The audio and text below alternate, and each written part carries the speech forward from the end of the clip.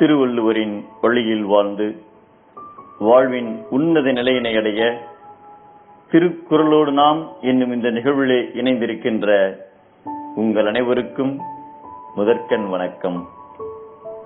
குறள் எண் 946, அதிகாரம் மருந்து. இது மகாபாரதத்திலே கூறப்பட்ட ஒரு நிகழ்வு. அஸ்தினாபுரத்தில் தர்மர் நடத்திய ராஜசூய யாகத்துக்காக அன்னதானம் ஏற்பாடு செய்யப்பட்டது. பீமனிடம் யாகத்துக்கு வருகின்றவர்களுக்கு வயிறார சாப்பாடு பரிமாறும் பணி ஒப்படைக்கப்பட்டது. ஒரு சில தினங்களில் யாகங்களில் கலந்து கொண்டு உணவு உண்பவருடைய கூட்டம் குறைந்தது. காரணம் புரியாமல் அனைவரும் தவித்துக் கொண்டு இருந்த போது கண்ணன் அங்கே வந்தார். தர்மர் தனது சோகத்தினை கண்ணனிடம் சொல்ல, அதற்குள் பீமன் ஒரு தட்டில் 3 டம்ளர் பாலை கண்ணனிடம் கொடுத்தார். கண்ணன் 1 டம்ளர் பாலை பருகியதும் பயிர் நிரம்பியது. பீமன் வற்புறுத்தியதால் 2வது டம்ளர் பாலை கஷ்டப்பட்டு குடித்தார். அவர் குடித்து முடிக்க 3வது டம்ளர் பாலை குடிக்க சொல்லி பிடிவாதமாக வற்புறுத்தினார் பீமன். அப்பொழுது பீமனிடம், நீ உடனே கந்தமாதன மலைக்கு சென்று அங்கு தவம் செய்து கொண்டிருக்கிற தங்க நிற முனிவரை சந்தித்து விட்டு வா என்று சொன்னார் கண்ணன். சரி, அவரிடம் நான் என்ன சொல்ல வேண்டும் என்றார் பீமன்.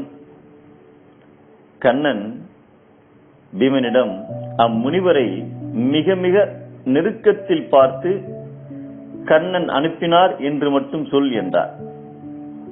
பீமன் கந்தமாதன மலையை அடைந்து தங்க நிறத்தில் ஜொலித்துக் கொண்டிருந்த முனிவரை சந்தித்தார். அவர் உதடுகள் மட்டும் கருத்திருந்தன. முனிவரிடம், கண்ணன் சொன்னதால் தங்களை தரிசிக்க வந்தேன் என்று சொல்லி அம்முனிவரை வணங்கி மிக அருகில் செல்ல முயன்றார். ஆனால் அவரை நெருங்க முடியாத அளவிற்கு முனிவரின் வாயில் இருந்து துர்நாற்றம் வெளியேறி பீமனின் குடலை பிடுங்கியது. ஆனாலும் மூக்கை இருக்க பிடித்தபடி முனிவரின் மிக அருகில் நெருங்க கருப்பாக இருந்த முனிவரின் வாயும் பொன்னாக மாறியது. கண்ணா, என் தெய்வமே, பீமன் வந்து சந்தித்ததும் நான் செய்த பாவத்தால் துர்நாற்றம் வீசும் கருத்தவாய் மாறும் என்று சொன்னது போல் பாவ விமோசனம் கொடுத்து விட்டாய் என்று மகிழ்ந்தார் முனிவர். பீமனும் ஆச்சரியத்தோடு, முனிவரே, அப்படி என்ன பாவம் செய்தீர்கள் என்றார். தானத்தில் சிறந்தது அன்னதானம். பசியோடு இருப்பவர்களுக்கு அன்னதானம் செய்ததால் என் உடல் பொன்னிறம் பெற்றது. ஆனாலும் என் ஆர்வக் கோளாறால் வயிறு புடைக்க உண்டவர்களை கஷ்டப்படுத்தி இன்னும் சாப்பிடுங்கள் இன்னும் சாப்பிடுங்கள் என்று வடையையும் பாயாசத்தையும் தந்து உபசரித்துக் கொண்டே இருந்தேன். வயிறார சாப்பாடு போட்டு உபசரிப்பது மாபெரும் புண்ணியம். அதே சமயம் வயிறார உண்டவர்களை மேலும் மேலும் சாப்பிடு சாப்பிடு என்று வற்புறுத்துவதும் மாபெரும் பாவச் செயல். ஒருவரின் உடலுக்கு ஆரோக்கிய கேடு விளைவித்தால் அது பாவம்தானே? மேலும் அளவுக்கு மீறி பரிமாறுபவர்களுக்கும் உணவை சாப்பிட முடியாமல் மீதம் வைப்பவர்களுக்கும் அந்த பாவத்திலும் பங்கு வரும் தானே?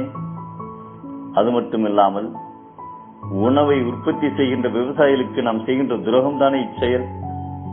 இவை அத்தனைக்கும் காரணமான அதிக பிரசங்கித்தனமாய் உபசரித்த வாய் மட்டும் கருத்து போய் அதிலிருந்து துர்நாற்றம் வீச தொடங்கியது.